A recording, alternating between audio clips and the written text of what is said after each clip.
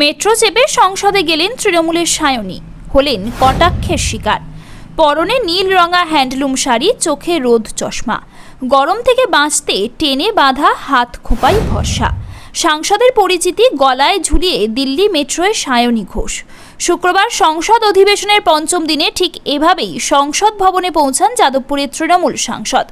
দিল্লির শিবাজি park station থেকে মেট্রোয় ওঠেন তারকা সাংসদ। প্রায় 40 মিনিটের মেট্রো সফরের পর নামেন সেন্ট্রাল সেক্রেটারিয়েট স্টেশনে।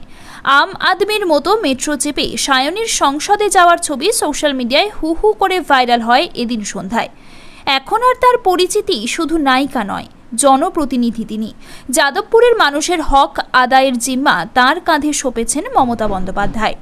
তৃণমূলের সাংগঠনিক দায়িত্বে আসার পর থেকে চলনে বলনে মমতার মিনি ভার্সন হয়ে উঠেছেন সায়নী। প্রচারের সময় অতি সাধারণ ইমেজ তুলে ধরেছিলেন সায়নী ঘোষ। ভোটে জিতেও একই রকম তিনি, অথচ এর জন্য কম ট্রোলিংয়ের মুখে পড়লেন না নবনির্বাচিত সাংসদ। একজন নেটিজেন লেখেন, ভেবেছিল বাংলার মতো ওখানেও ওকে বিশেষ গুরুত্ব দেওয়া হবে, তাই ভেবে মেট্রোতে চড়েছিল, কিন্তু ওখানে ওকে কেউ বসতেই দেয়নি। অপর একজন কটাক্ষের সুরে লেখেন, সব ভণ্ডামি, এরা নিজেই ফটো তোলায় মিথ্যা পাবলিসিটির জন্য। আরেকজন ট্রোল করে লেখেন, ওকে তো কলকাতারই কেউ চেনে না, দিল্লির মানুষ চিনবে কি করে।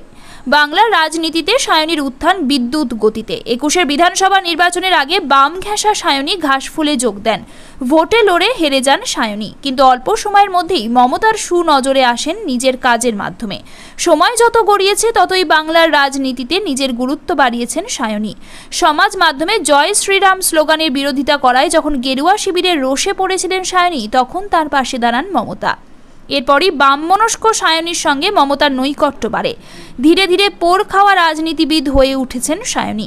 21 বিধানসভা ভোটের সময় সায়নী ঘোষের পোস্ট করা শিবলিঙ্গে কন্ডম টুইট নতুন করে মাথাচাড়া দিয়েছিল।